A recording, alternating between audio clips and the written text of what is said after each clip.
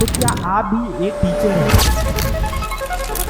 जो अभी offline classes run कर रहे हैं, बट आप प्लान कर रहे हैं कि मैं अब डिजिटली या फिर ऑनलाइन आगे पढ़ाऊँ, या फिर एक ऐसे टीचर है जो अब अपनी ऑनलाइन जर्नी को स्टार्ट करने की सोच रहे हैं, तो उसमें सबसे बड़ा रोल होने वाला है एक स्टूडियो सेटअप का, क्योंकि इसी के थ्रू आप एफर्टलेसली एक अच्छी क्वालिटी में यूट्यूब या फिर सोशल मीडिया प्लेटफॉर्म्स पे आके पढ़ा सकते हैं अपने बच्चों तक। एक बहुत ही अच्छी क्वालिटी में एक बहुत अच्छे कंटेंट के साथ पहुंच सकते हैं। तो बहुत सारे टीचर्स को पता तो है कि एक स्टूडियो सेटअप में क्या क्या चीज़ें लगती हैं, बट उनका क्या प्राइस रेंज रहने वाला है और क्या सिर्फ प्राइस रेंज ही देखना ज़रूरी होता है या फिर कुछ और भी चीज़ें हैं जो मैटर करती हैं। तो आज हम इसी टॉपिक पे डिस्कस करने वाले हैं।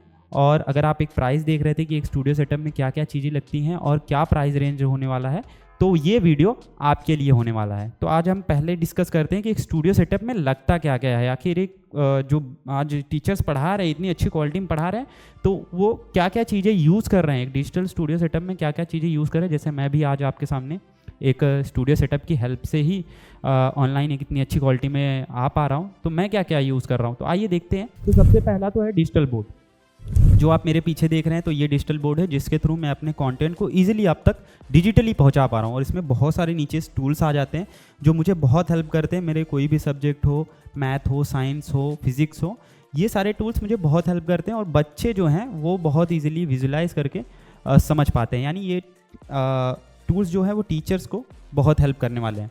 तो सबसे पहला तो डिजिटल बोर्ड हो गया, अगर आप एक टीचर ऑनलाइन टीचिंग करना चाहते हैं तो। और फिर दूसरा चीज़ होता है 4K PTZ कैमरा। ये कैमरे का वेरिएंट सबसे ज़्यादा यूज़ हो रहा है। रीज़न ये है कि इसको यूज़ करना बहुत इजी है।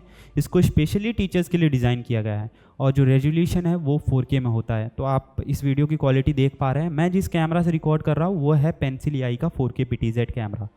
तो इस कैमरे का भी रोल बहुत होने वाला है आपके स्टूडियो सेटअप में, अगर आप एक एफर्टलेसली ऑनलाइन प्लेटफॉर्म पे आने की सोच रहे हैं तो।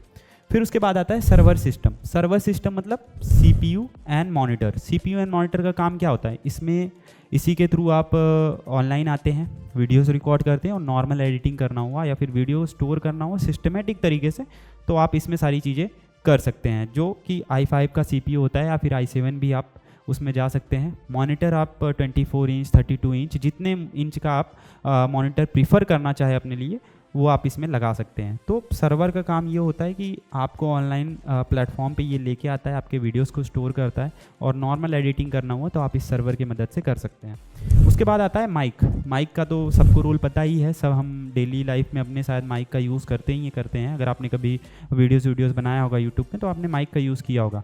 अभी जो मैं माइक यूज़ कर रहा हूँ ये है Sennheiser का 100% नॉइज़ कैंसिलेशन माइक। ये माइक वहाँ यूज़ होता है जहाँ पर बहुत ज़्यादा नॉइसी हो, या आप एक ऐसी क्लास ट्राई कर रहे हैं रन करने की जिसमें ऑफलाइन और ऑनलाइन दोनों एक साथ चले, तो वहाँ पर आप इस माइक के साथ कंटिन्यू कर सकते हैं। या फिर ब्लॉगिंग माइक्स आते हैं जैसे डिजिटेक हो गया, पेंसिल AI का माइक हो गया, और वाइड माइक भी अब आ रहे हैं जिनका स्टार्टिंग रेंज बहुत डिसेंट है, तो आप इन माइक्स में कंटिन्यू कर सकते हैं। और इन माइक का काम ये होता है कि ये आपके वॉइस को बहुत ही क्लियरली आपके ऑडियंस तक पहुँचाती हैं। उसके बाद होता है एक अच्छा लाइट सेटअप। एक अच्छा लाइट सेटअप जितना इंपॉर्टेंट कैमरा होता है उतना ही इंपॉर्टेंट एक अच्छा लाइट सेटअप होता है। अगर आपका लाइट सेटअप एक अच्छी डिस्ट्रीब्यूशन में नहीं हुआ है या फिर एक अच्छे मेज़रमेंट के साथ नहीं हुआ है तो शायद आपकी पिक्चर क्वालिटी जो आप प्रीफर कर रहे थे वो मिस हो जाए।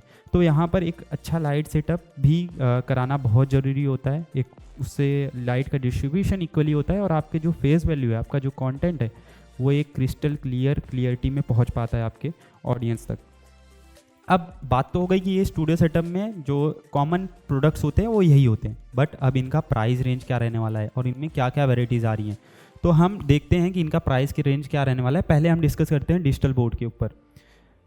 तो अगर मैं बात करूं तो डिजिटल बोर्ड में भी कई सारी साइज़ आती है, जैसे 75, 65 और 86। ये तीन साइज़ जो कॉमनली यूज़ होते हैं। बट इसमें भी अगर मैं कहूँ कि जो सबसे ज़्यादा कॉमनली यूज साइज़ है तो वो 75 इंचज़ आपका होता है। ठीक है, डिजिटल बोर्ड 75 इंचज़ एक कॉमनली यूज साइज़ है, जो आप देख भी पा रहे हैं मेरे पीछे, जिस बोर्ड पे मैं भी आपको सारी चीज़ें बता रहा हूँ। तो ये 75 इंचज़ होने वाला है, जो कि हर एक स्टूडियो सेटअप में जाता है। मतलब 90% अगर आप स्टूडियो सेटअप करा रहे हैं तो यही साइज़ रहता है। तो हम इसी को बेस बना के इस पर प्राइस डिस्कशन करते हैं। तो एक अगर आप अच्छा डिजिटल बोर्ड ले रहे हैं जिसकी क्वालिटी बहुत अच्छी हो, जो लास्ट लॉन्ग चले और जिस पे ROI आपको ज़्यादा मिल पाए। ROI क्या होता है? Return of investment. कभी भी आप किसी भी प्रोडक्ट पे जब इन्वेस्ट करते हैं तो कभी भी ये देखा जाता है कि वो मुझे कितना पैसा ला के दे रहा है। मैंने 10 रुपये लगाया तो मुझे कितना मिल रहा है वापस, उसको कहा जाता है रिटर्न ऑफ इन्वेस्टमेंट। और रिटर्न ऑफ इन्वेस्टमेंट तभी ज़्यादा हो सकता है जब वो प्रोडक्ट लास्ट लॉन्ग चले, तो वहाँ पर ड्यूरेबिलिटी बहुत मैटर करती है। अगर आप एक अच्छा पैनल देख रहे हैं, ड्यूरेबल पैनल देख रहे हैं और ऐसा पैनल देख रहे हैं जो वाइडली यूज़ हो रहा है, जिसकी एक मार्केट में फीडबैक बना हुआ है और जिस पे आपको सर्विस सपोर्ट अच्छा मिल जाए, तो आपका अपना बजट 120 से लेकर कम से कम 160 तक रखना होगा। ठीक है, इसके ऊपर भी पैनल आते हैं बट वो प्रीमियम कैटेगरीज पैनल हो जाते हैं। बट अगर आप एक डिसेंट क्वालिटी देख रहे हैं तो 120 से 160 तक आपको अपना बजट रखना होगा 75 इंचेस के लिए। इसके नीचे भी पैनल आते हैं, जैसे 120 के बिलो द प्राइस भी पैनल आ रहे हैं और 160 के अबो द प्राइस भी पैनल आ रहे हैं। बट मैंने यही रेंज क्यों चुना है? क्योंकि इस रेंज में अभी के टाइम जो इंडिया के टीचर्स हैं सबसे ज़्यादा पैनल इसी रेंज में यूज़ कर रहे हैं। इसमें आपको क्वालिटी और सर्विस सपोर्ट सब बढ़िया मिल जाता है। ठीक है, तो ये रेंज रहने वाला है एक डिजिटल बोर्ड का। दूसरी चीज़ होती है कैमरा। कैमरा कौन सा लें? तो अभी जो सबसे वाइडली यूज़ कैमरा हो रहा है तो वो 4K PTZ कैमरा है। अभी मैं भी जिस कैमरा से रिकॉर्ड कर रहा हूँ तो वो पेंसिल AI का 4K PTZ कैमरा है। कैमरे का क्या रेंज रहने वाला है? कैमरा जो होता है वो 4K PTZ कैमरा 65,000 से आपका स्टार्ट होकर ये 85,000 तक जाता है। ये कैसे कॉस्ट डिसाइड हो रहा है? ये डिसाइड हो रहा है कि आप किस ब्रांड का कैमरा ले रहे हैं या फिर सिक्योरिटी उस पर कैसे ले रहे हैं। कोई कैमरा 1 ही साल की वारंटी के साथ आ रहा है, कोई कैमरा आपका 3 साल की वारंटी के साथ आ रहा है और कोई कैमरा आपकी 3 साल की गारंटी के साथ आ रहा है। जैसे जिस कैमरा से मैं रिकॉर्ड कर रहा हूँ तो मैंने ये कैमरा इसलिए लगवाया है क्योंकि इस पर 3 साल की गारंटी आपको मिल जाती है। तो पेंसिल AI का जो कैमरा है वो 3 साल की गारंटी के साथ आ रहा है। मैक्सअप का जो कैमरा है वो 3 साल की वारंटी के साथ आ रहा है। इवोटा का जो कैमरा है उस पर आपको 1 साल 2 साल की वारंटी जैसा आप चाहें मिल जाता है। ठीक है, फिर उसके बाद आता है सर्वर सिस्टम। सर्वर सिस्टम मैंने आपको बताया कि इसका क्या रोल होता है। इसी के थ्रू इसमें एक OBS सॉफ्टवेयर आता है जो फ्री ऑफ कॉस्ट सॉफ्टवेयर है, जिसके थ्रू आप लाइव स्ट्रीमिंग करते हैं डिफरेंट सोशल मीडिया प्लेटफॉर्म पे, वीडियोस रिकॉर्ड करते हैं और उन वीडियोस को स्टोर करना हुआ या फिर आपको एडिट करना हुआ उनको, तो वहाँ पर CPU का रोल आता है। और स्क्रीन में आप अपने आप को इजीली देख सकते हैं। जैसे मेरे सामने एक स्क्रीन लगी है, मैं देख पा रहा हूँ कि मैं कैसा दिख रहा हूँ, या फिर अगर बच्चे कुछ कमेंट कर रहे हैं तो उनका क्या रिएक्शन आ रहा है। अगर आप ऑनलाइन टीचिंग जाते हैं तो लाइव क्लासेस ले रहे हैं तो वहाँ पर रिएक्शन देखना होगा बच्चों का, तो वहाँ पर स्क्रीन का बहुत बड़ा रोल आने वाला है। तो ये जो सर्वर होता है ये आपका 70,000 से स्टार्ट हो जाता है। जो ऑनलाइन स्ट्रीमिंग के लिए मतलब जो प्रीफर किया जाता है, तो वो सर्वर एक मॉनिटर एक CPU के साथ आपका 70,000 में स्टार्ट हो जाता है। अब मैं माइक की बात करूँ तो माइक में मल्टीपल वेराइटीज़ आती हैं। मैंने अभी माइक का एक बार डिस्कशन किया, तो माइक में जैसे मैं दिखाना चाहूँ तो ये एक डिजिटेक का माइक है और ये एक पेंसिल AI का माइक है। ठीक है, तो यहाँ पर मल्टीपल वेराइटीज़ आ रही हैं, प्लस वायर्ड वाले माइक भी आते हैं। और जो मैं भी करंटली यूज़ कर रहा हूँ तो ये नॉइस कैंसिलेशन वाला माइक है। तो मैं अगर इसकी प्राइस रेंज की बात करूँ तो ये 5,000 से शुरू हो जाता है, जो अभी कॉमनली यूज़ हो रहे हैं। जैसे व्लॉगिंग माइक मैंने डिजिटेक का दिखाया, पेंसिल AI का दिखाया, तो यहाँ पर ये 5,000 से आपका स्टार्ट हो जाता है, जो कि आपका अराउंड 30,000 या प्लस 30,000 भी जाता है जैसे ही आप क्वालिटी लें। अब ये 30,000 तक कैसे गया? क्योंकि इसमें जो 30,000 वाले माइक में होता है वो होता है नॉइस कैंसिलेशन फीचर, जो एक अलग लेवल की टेक्नोलॉजी हो जाती है जो माइक में ऐड ऑन होती है। तो जैसे ये टेक्नोलॉजी ऐड ऑन होती है किसी भी माइक में तो उसका प्राइस अप होता है। ठीक है, तो नॉइस कैंसिलेशन माइक कहाँ यूज़ होता है? नॉइस कैंसिलेशन माइक वहाँ यूज़ होता है जहाँ पर आपके बैकग्राउंड में बहुत ज़्यादा नॉइस हो, या आप एक ऐसी क्लास रन कर रहे हैं जहाँ पर ऑफलाइन बच्चे भी आपके बैठे हैं, साथ ही साथ में आप ऑनलाइन भी पढ़ा रहे हैं। ठीक है, तो ये माइक का प्राइस रेंज हो गया कि 5 to 30,000 में आपको एक अच्छा खासा माइक का मिल जाता है। प्लस लाइटिंग सेटअप क्या होता है? अगर अब मैं देखूँ तो 2 तरीके के लाइटिंग सेटअप सब कराते हैं। एक तो होता है सॉफ्ट लाइट्स, जो मैं आपको दिखा सकता हूँ। मैंने भी अपने स्टूडियो सेटअप में यही सारी चीज़ें लगवाई हैं। जैसे कि आपको ये दिख रहा है कि मैं कितना एफर्टलेसली इस कैमरे को यूज़ कर रहा हूँ। तो यहाँ पर आप देखेंगे तो यहाँ पर एक, रुकिए मैं जूम आउट कर लेता हूँ। यहाँ पर आपको एक 2x2 के सॉफ्ट लाइट्स दिख रहे हैं। ठीक है, ये सॉफ्ट लाइट्स अगर आप लगाते हैं तो ये एक वेरिएंट हो गया। और दूसरा वेरिएंट होता है आपका ट्यूबलाइट। ट्यूबलाइट भी आपका लग जाता है, जो कि आपका 10 to 8 पीसेज आपके एक मेज़रमेंट के साथ लगते हैं। तो ये 2 वेरिएंट होते हैं जिनका प्राइस रेंज जो रहता है वो 7,000 से शुरू होकर आपका 20 से 25,000 जाता है जो आपका बजट अलाउ करे, ठीक है। तो ये सारी चीज़ें, ये 5 चीज़ें हो गई जो आपके एक स्टूडियो सेटअप में लगती हैं। अभी आपने देखा कि मैंने कैमरा कितना इजीली यूज़ किया ये रिमोट से, तो इसी वजह से ये कैमरा सबसे ज़्यादा यूज़ हो रहा है। मुझे किसी भी थर्ड पर्सन की ज़रूरत नहीं है, मैंने जस्ट एक क्लिक किया, वीडियो रिकॉर्ड कर लिया, ठीक है। उसके बाद अब आते हैं कि एक स्टूडियो सेटअप तो आपने बनवा लिया, अब ऑनलाइन भी आ गया, बट अब वहाँ से ग्रोथ कैसे करेंगे, या फिर जो आपकी ऑडियंस है वो आपसे आके कहाँ पड़ेगी। कोर्सेज़ तो आपको कहीं ना कहीं सेल आउट करने ही पड़ेंगे, या फिर आपको कोर्सेज़ लॉन्च करने पड़ेंगे। तो अब हम आते हैं एप्लीकेशन और डिजिटल मार्केटिंग में।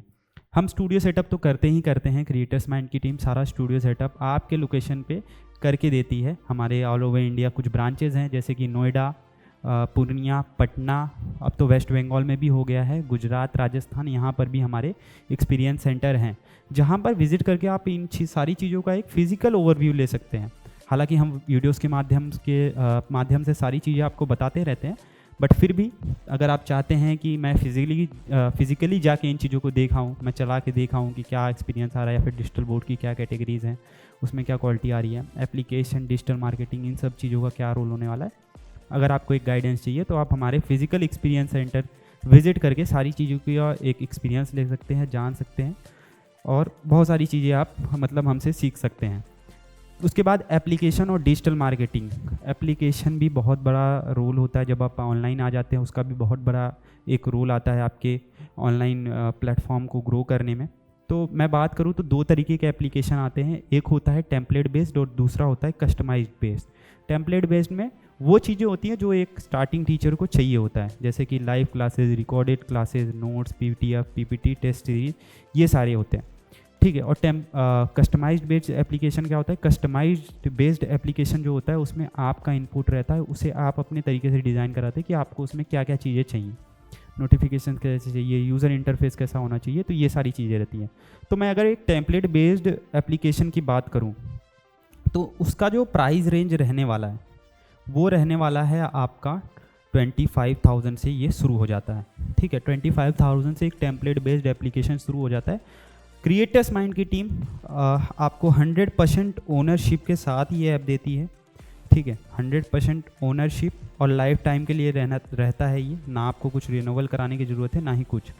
इसमें रेजर पे आपका रहेगा, पेमेंट गेटवे आपका रहेगा, प्ले कंसोल आपका रहेगा, तो सारी चीज़ें आपकी रहती है और ये लाइफ टाइम के लिए हो जाता है।